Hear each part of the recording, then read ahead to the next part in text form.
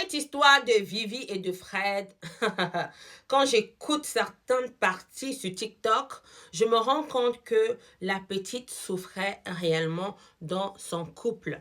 Elle souffrait, mais elle faisait des lives avec son copain, toute souriante, pour montrer aux jeunes filles qui sont en Afrique que ma vie dose, tout se passe bien.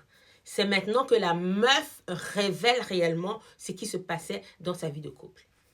Franchement, ce que moi je vais tirer ici comme leçon, c'est que n'essayez pas de vendre du rêve à d'autres personnes quand vous vivez l'enfer. Quand vous vivez l'enfer, n'essayez pas de vendre du rêve aux autres. Le monsieur est venu te chercher en Afrique. Il t'a ramené en Europe, vous vous êtes mariés et tout ce qui va avec. Et tu t'es rendu compte que ce qu'il te disait au départ, ce n'était réellement pas ça. La vie de rêve qu'il t'a montré, ce n'était réellement pas ça.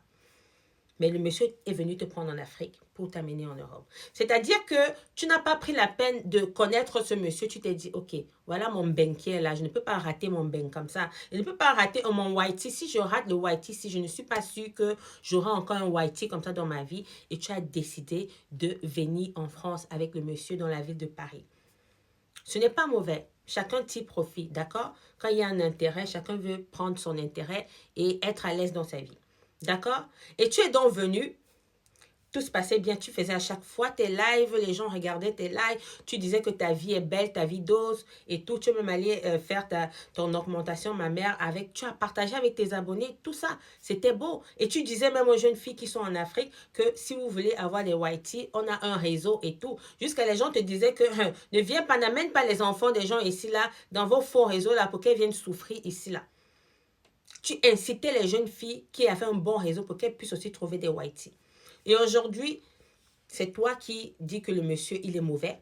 C'est toi qui dis que le monsieur, il n'avait rien.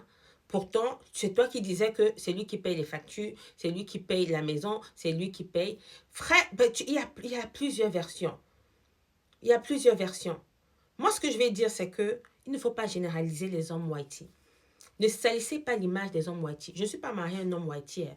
Moi, j'aime d'abord les blacks. D'abord, je ne suis pas mariée à un homme whitey et je ne les juge pas. C'est Dieu qui décide. Hein. D'accord?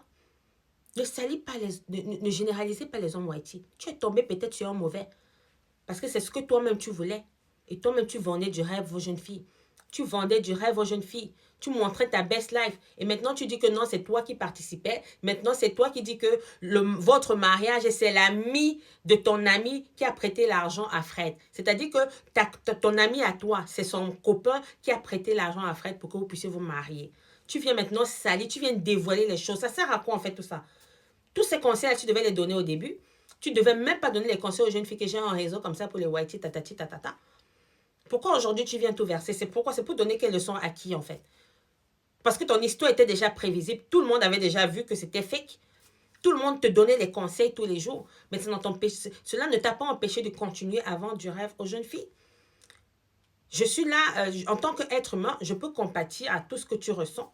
Mais dès le départ, tu savais très bien comment cette histoire devait finir. Tu savais. Mais aujourd'hui, tu dis qu'il n'a jamais rien fait pour toi, qu'il n'a jamais... Un homme qui est venu te chercher en Afrique, t'amener en Europe, il n'a jamais rien fait pour toi. On dit que quand quelqu'un t'aide même avec seulement un grain de sucre, il ne faut jamais le piétiner. Il faut lui dire merci pour ça. Alors, la relation, tu vivais mal dans la relation, tu as le droit de partir. Tu as ce droit. Tu ne peux pas vivre dans une relation où tu es mal à l'aise, où tu es torturé. Mais cette reconnaissance d'abord que le monsieur est venu te chercher de l'Afrique pour la France, il faut quand même être reconnaissant. Et vous, les jeunes filles qui sont en Afrique, là, vous qui dites que le whitey a tout pris, je ne vous dis pas de ne pas avoir vos whitey.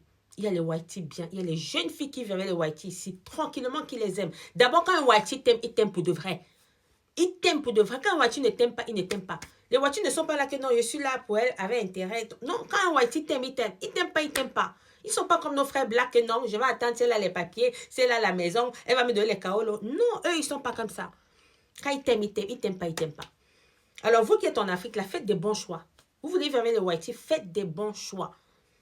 C'est pas parce que le mec, il est venu et tu le vois directement, il te parle mariage. Non, apprends à connaître la personne. C'est vrai, on ne finit pas d'apprendre à connaître les gens, mais apprends à connaître la personne avant de te marier avec lui. Le mariage est sacré. C'est une union de deux personnes. On ne se marie pas comme ça pour le plaisir parce qu'on a déjà 30 ans, on a 40 ans, on veut faire plaisir. Non! Mariez-vous parce que vous le sentez et vous sentez cette personne. Vous pensez que cette personne est l'homme de votre vie.